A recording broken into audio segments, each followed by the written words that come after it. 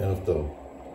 חיים חפר כתב באחד המקמות שלו, מדינת ישראל היא מדינה למתקדמים. שונה מכל מדינה אחרת על הגלובוס.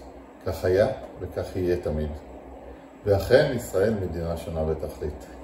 נראה שסרגל ההיסטורי הקצר של המדינה בנוי ממקטעים שבין המלחמות ומלחמות עצמם. רוב רובם של האירועים ההיסטוריים שלנו קשורים בקשר כזה או אחר למלחמות. מדינה שעדיין חיה על חרבה. גם מושגי הרחוב שלנו שונים. מסתובבים בינינו לא מעטים שחרות על ליבם המושג המלחמה ההיא. רבים מהם ניצולי שואה שהביטוי מכוון למלחמת העולם השנייה נאורתה ומשבריה. לרבים אחרים, ואני בתוכם, המלחמה ההיא היא מלחמת יום כיפור. לחמתי במלחמות אחרות ואיבדתי לא מעט חברים. בתקופה מסוימת הייתי בטוח שיש לי יותר חברים מתחת לאדמה מאשר מעליה. ליוויתי משפחות שכולות וכאבתי את כאבם, אבל המלחמה ההיא עבורי הייתה ותישאר לנצח, מלחמת יום כיפור. בימים אלו אנחנו מציינים 50 שנה למלחמה ההיא. אירוע יובל הוא ציון דרך חשוב בחיי אדם וגם בחיי זיכרון. אחרי לא מעט התלבטויות והתייעצויות עם פנינה, החלטנו שטוב יהיה אם נעסוק במלחמה עצמה, באווירה שלה. לתת לדור הצעיר, ילדיי, נכדיי ואחרים, טעימה והבנה כיצד היה לחיות בצל המלחמה ההיא. ג'וזף קיפלינג כתב שאפשר להעביר בירושה זיכרון, אבל לא כאב ולא געגוע. לכן אני רוצה להתמקד בשברי זיכרונות וחלומות של ילד ג'ינג'י בן 7 עם ים נמשים, גובה של 1.10 מטר ביום טוב. זיכרונות סובייקטיביים שלי, מהעורף. את סיפור הזיכרונות מהחזית אשאיר לאנשים שלחמו שם וחוו את המלחמה על בשרם. יום כיפור תשל"ד, תפילת שחרית בבית הכנסת מקור חיים של היקים בפתח תקווה. מי שמכיר יודע, מי שמוציא מילה שאינה במקומם חוטף מיד מבטים מזרי אימה מהגבאים. לא כך השנה. עד הצהריים עוזבים הצעירים שבחבורה את בית הכנסת בחופזה, חלקם עדיין בנעלי בית ובנעלי התעמלות. בית הכנסת כולו לחשושים על המלחמה שאך זה פרצה. תמונות מיום כיפור ההוא.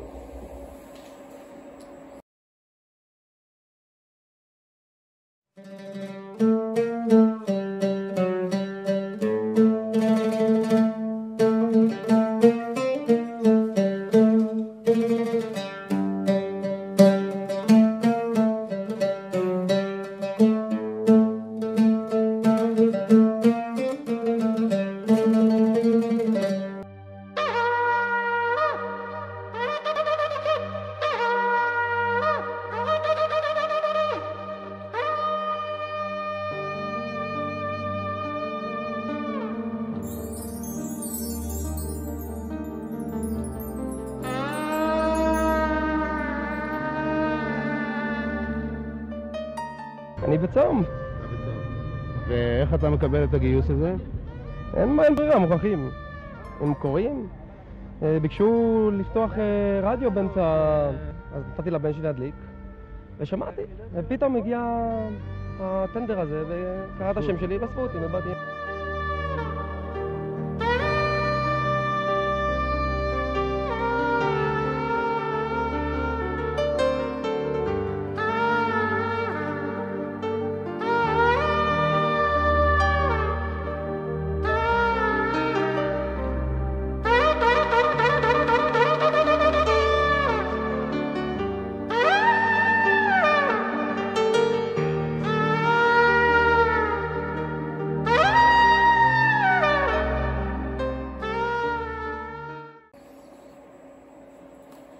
במוצאי החג אני צועד עם אבא ואמא חזרה הביתה בחושך מוחלט. אין תאורת רחוב, אין אור מהבתים, אפילו פנסי המכוניות מוסווים, ההפעלה. אנשי ההגנה האזרחית, פיקוד העורף של אז, כבר מסתובבים ברחובות וצועקים לסגור את התריסים כדי ששום אור לא יבצבץ ויסמן למטוסי האויב את מיקום הערים. על שולחן פורמייקה במטבח שמענו ברדיו את ההודעה הלקונית של ראש הממשלה דאז גולדה מאיר על פריצת המלחמה. פתרתי את זה כדאגות של גדולים. שמעתי את הנאום ההיסטרי והמבולבל של שר הביטחון משה דיין, והאמירה המהדהדת למחרת על חורבן בית שלישי. הדאגות מתחילות לחלחל גם אצלי. הזעקה הראשונה, כבר לא מדובר רק בחזית, המלחמה מגיעה אל העורף.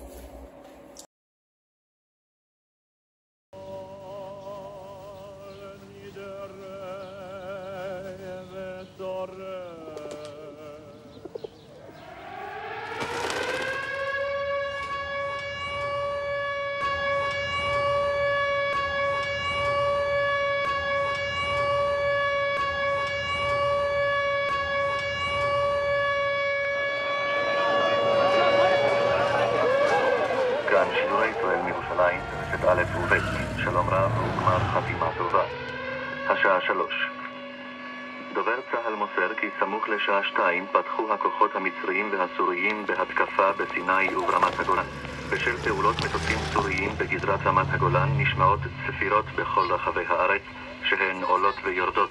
אלה הן צפירות אמת.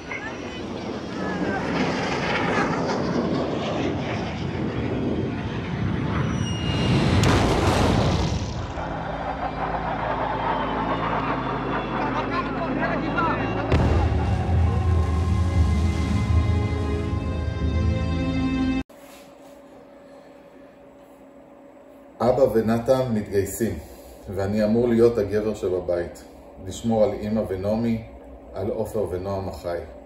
לא ברור לי מה זה אומר, אבל תוך זמן קצר אני אבין. נוסעים לסבתי לשמחת תורה, שמחה גדולה. כמה אהבתי את בית הכנסת של סבא בחגים. ערב חג, הכנות אחרונות לחג. הבשורה הנוראית מכל חובטת בדלת ופורצת כסופה פנימה. הצרחה היא שאספתי שלא נגמרת. אחי ואני כלואים במטבח הסגור ולא מבינים עד הסוף מה קורה מחוץ לדלת. הקולות מבחוץ מחלחלים פנימה כמו אוויר מעורעל. שיחה ביני לבין עופר בן 5 ונועם בן 3 מתחת לשולחן המטבח. עופר, נתן נפצע? לא עניתי, אני חושב שנתן מת. ממדי התפקיד הכפוי עליי מתחילים להתבהר לי. חמקתי החוצה מהמטבח. ראיתי את סבא עולה במדרגות, שומע את הבשורה ומתמוטט. אותו ערב אני עומד בתפילת יחיד הכנה ביותר מעודי, ילד מול קונו. בלי מסכים ובלי מחיצות. זעקת היקה שיוצאת מחדרי הלב ומהדהדת בכל תא בגוף חוזרת ריקם. אלוהים שומע ולא עונה. בפינת הרחוב מול בית הכנסת חנות שטיחים. בעל החנות אפשר לתלות מודעות אבל בכל חזית של חלון הראווה מכוסה בעשרות מודעות. מפה ויזואלית מאוד של השכול.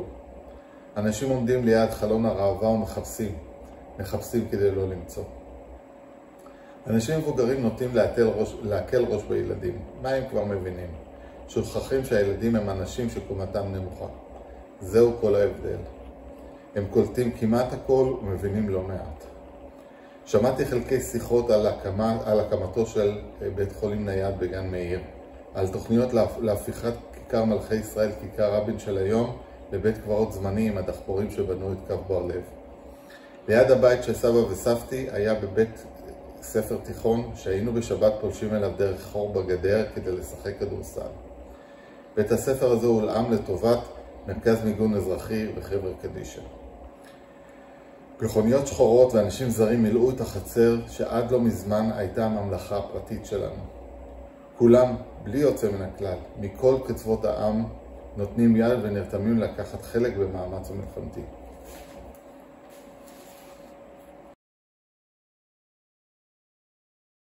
מפקדת הגה מודיעה כי הוכרז על מצב החן בהתגוננות האזרחית ופרסמה הודעה זו לאזרחים. כדי למנוע קורבנות שווא ונזקים מיותרים, יש לבצע מיד את הפעולות האלה.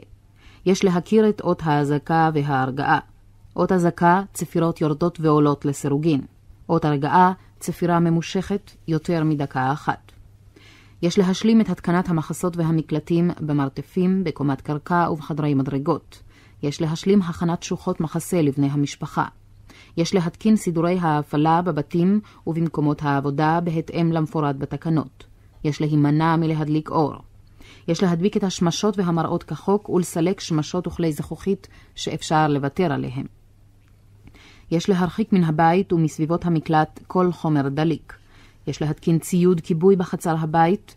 יש לפעול לפי הוראות העזרה הראשונה ולהכין ציוד עזרה ראשונה לבני הבית. יש להכין מלאי מים בבית במקום בטוח ונוח לגישה.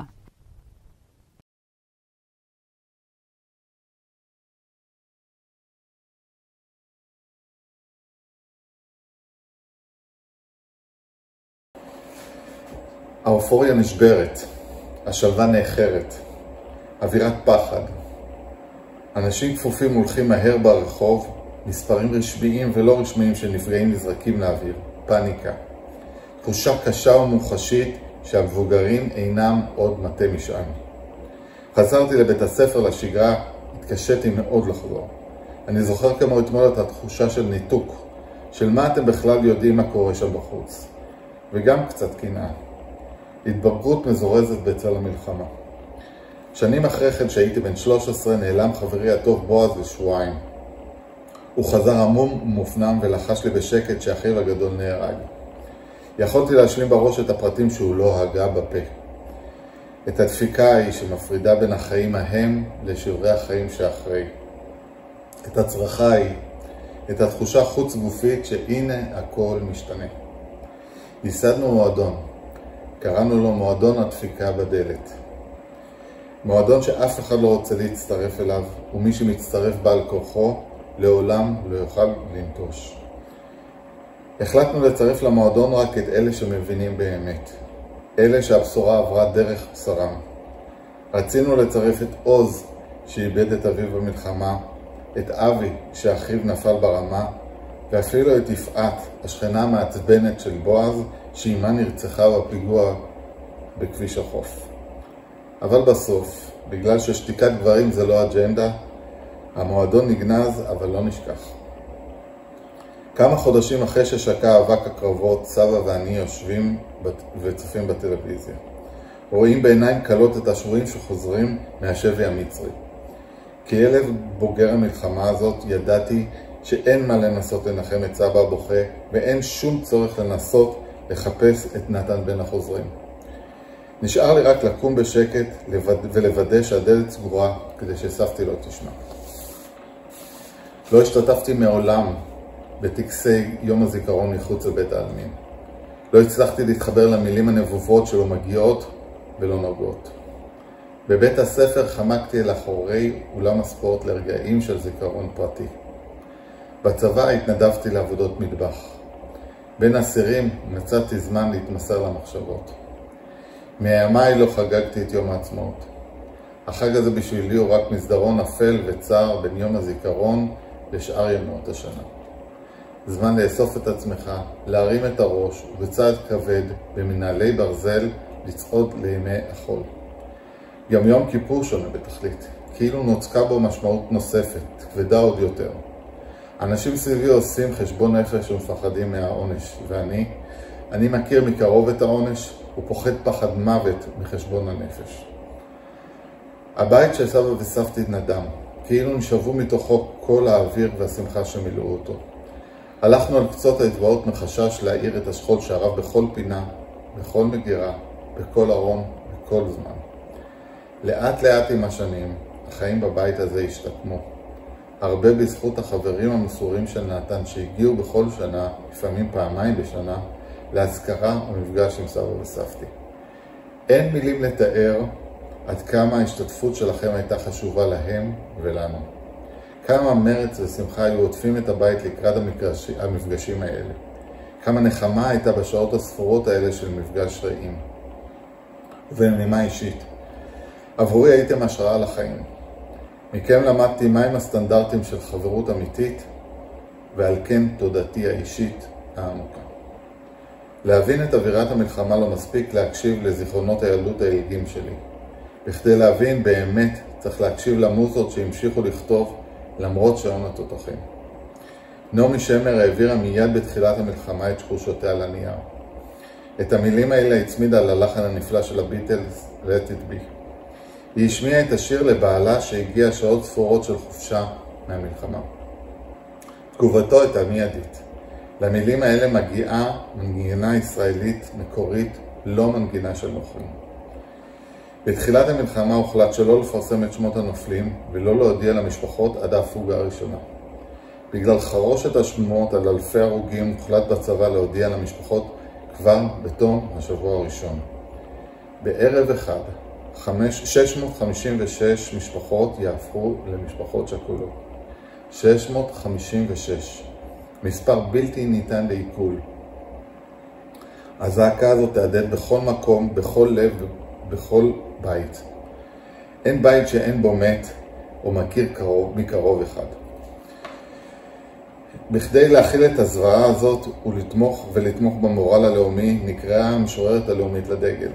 רשות השידור הפיקה ערב שכל מטרתו הרמת המורל הירוד. לא היה לנעמי שמר ספק באיזה שיר לבחור. במונית מרמת אביב לאולפנים בהרצליה היא מלחינה את השיר מחדש, ורושמת את התווים בזריזות על דפי נייר הקרעים שמצאה בתיקה. התוצאה, תפילה חילונית שמביעה הכל ובעוצמה, את הפחד מבשורה, את התקווה לימים טובים יותר, ואפילו בין המילים מחלחל גם הזעם. זהו הביצוע המקורי מהתוכנית המיוחדת. השיר קצת שונה מהגרסה הסופית שאנו מכירים, לא יהי. עוד יש מפרש לבן באופק, מול ענן שחור כבד, כל שנבקש לו יהי. ואם בחלונות הערב אור נרות החג רועד, כל שנבקש לו יהי. לו יהי, לו יהי, לו יהי, כל שנבקש לו יהי. לו יהי, לו יהי, לו יהי, כל שנבקש לו יהי. אם המבשר ניצב בדלת, תן מילה טובה בפיו, כל שנבקש לו יהי. אם נפשך למות שואלת מפריחה ומאסיף, כל שנבקש לו יהי. לו יהי, לו יהי, לו יהי, כל שנבקש לו יהי. לו יהי, לו יהי, לו יהי, לו יהי, כל שנבקש לו יהי. מהקולנות אני שומע קול שופר וקול תופים, כל שנבקש לו יהי. לו תשמע בתוך כל אלה גם תפילה אחת מפי, כל שנבקש לו יהי. לו יהי, לו יהי, לו יהי, כל שנבקש לו יהי. בתוך שכונה קטנה מוצלת, בית קט עם גג אדום, כל שנבקש לו יהי. זה סוף הקיץ, סוף הדרך, תן להם לשוב הלום, כל שנבקש לו יהי. לו יהי, לו יהי, לו יהי, כל שנבקש לו יהי. ואם פתאום בתוך האופל על ראשנו אור כוכב, וכל שנבקש לו יהי. אז תן שלווה ותן גם כוח לכל אלה שנאהב, וכל שנבקש לו יהי. לו יהי, לו יהי, לו יהי, כל שנבקש לו יהי. לו יהי, לו יהי, לו יהי, לו יהי, כל שנבקש לו יהי.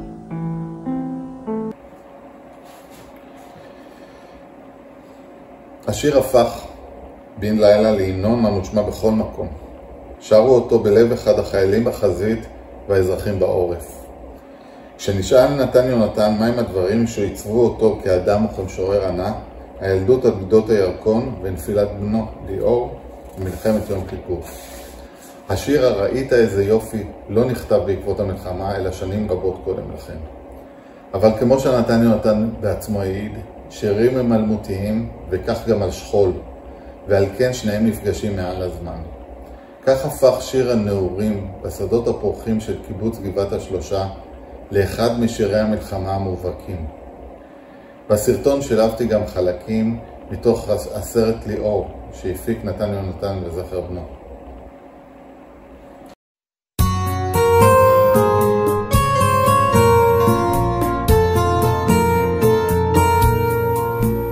הראית איזה יופי שרעד ברוח סתיו, שדה זהב דעך באופן והדליק נרות חצר.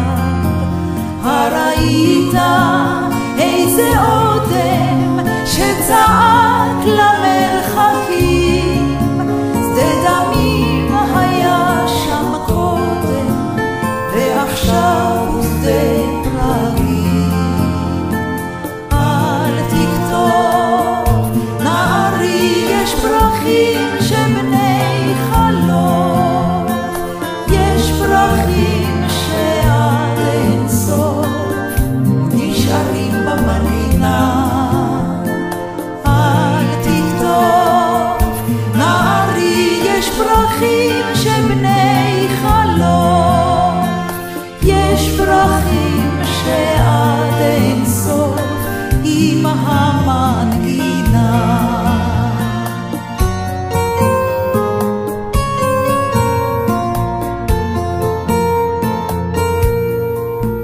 הראית מה השחיר שם שדה קוצים הוא נערי שהיה עזוב בקיץ ועכשיו הוא שדה חריש.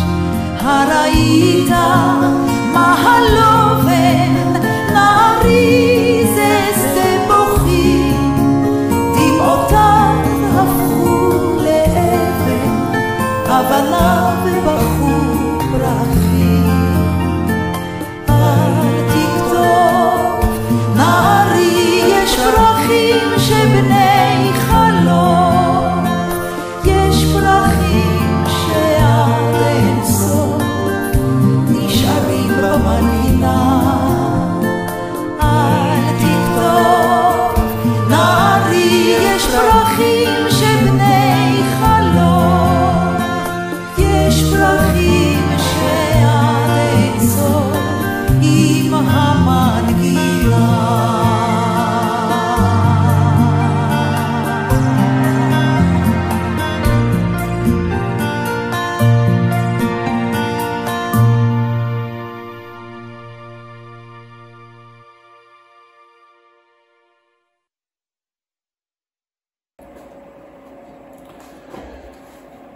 המלחמה הכתה בכל שדרות העם, בכל מקום, בלי הבחנה. אחד מסמלי השכול במלחמה הזאת היה קיבוץ בית השיטה שאיבד 11 מבניו. ביניהם המשורר יוסף שריג שכתב את השיר אור וירושלים. ההלוויה ההמונית, השקטה, המאופקת, השיירה האינסופית של קומנד קרים נושאי ארונות שנוסעים בשבילי הקיבוץ, חרצה תלמים עמוקים של שכול בליבם של אנשי הקיבוץ כולו. המלחין יאיר רוזנבלום שהתגורר בקיבוץ הושפע מאוד אף הוא. הוא לקח את מילותיו של פיוט עתיק ימים לימים הנוראיים והלחין אותו ללחן עוצמתי מאין כמוהו. כמה עומק וכמה משמעויות חדשות מוסיף הלחן הזה למילים העתיקות. הלחן הזה מושר בכל המגזרים בהרבה מבתי הכנסת ברחבי העולם. תוקף קדושת היום, כי הוא נורא והיום, ובוא תנסה מלכותך, ותיכון בחסד כיסאך, ותשב עליו באמת, ותשב עליו באמת. באמת כי אתה הוא דיין ומוכיח ויודע ועד, וחותם וחותם וסופר ומונה, ותזכור כל הנשכחות, ותפתח ספר הזיכרונות, ומאליו יקרב וחותם יד כל אדם בו. ובשופר גדול יתקע, וכל דממה דקה יישמע, ומלאכים יחפזו, וחילו רעדה יוחזו, ויאמרו הנה יום הדין, לפקוד על צבא מרום בדין, כי לא יזכו בעיניך בדין,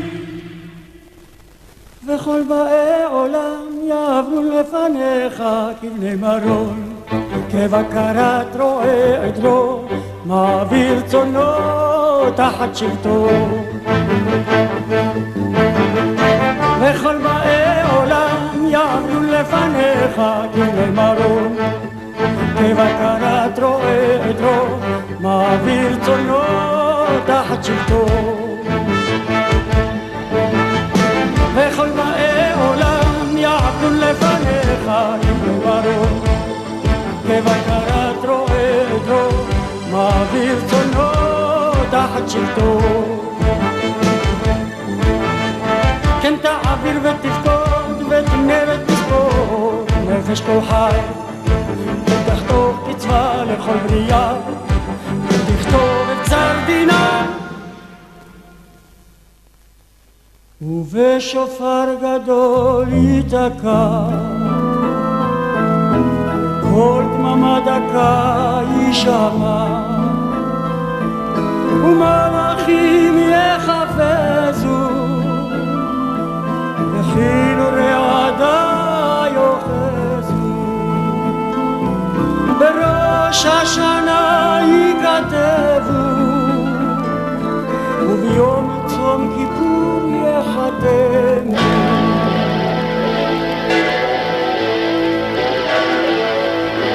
כמה יעברו וכמה יבררו, מי יחיה ומי ימות, מי בקיצור ומי לא בקיצור,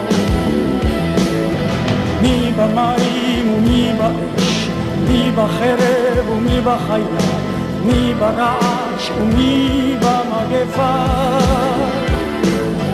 מי ינוח ומי ינוח, מי שקט ומי יתערב, מי ישלב ומי יתייסר, מי ישלב ומי יתייסר, מי ירום ומי ישפל, מי יעשר ומי יעני.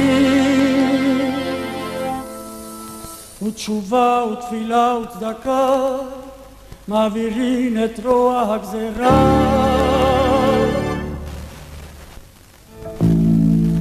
אמת כי אתה הוא יוצרם ואתה יודע יצרם, הם בשר ודם, אדם יסודו מעפר וסופו לעפר, בנפשו יביא לחמו, משול כחרס הנשבר, כחציר יבש חציץ נובל, וכצל עובר, וכענן כלל, וכרוח נושבת, וכאבק פורח, וכחלום יעוף.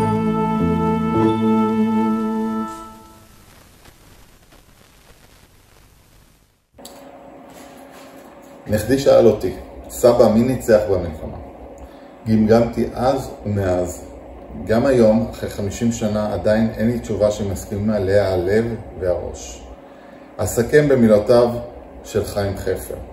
יוליוס קיסר אמר, אבוי למנוצחים, ואני אומר לכם, אוי למנצחים. כתיבה וחתימה טובה.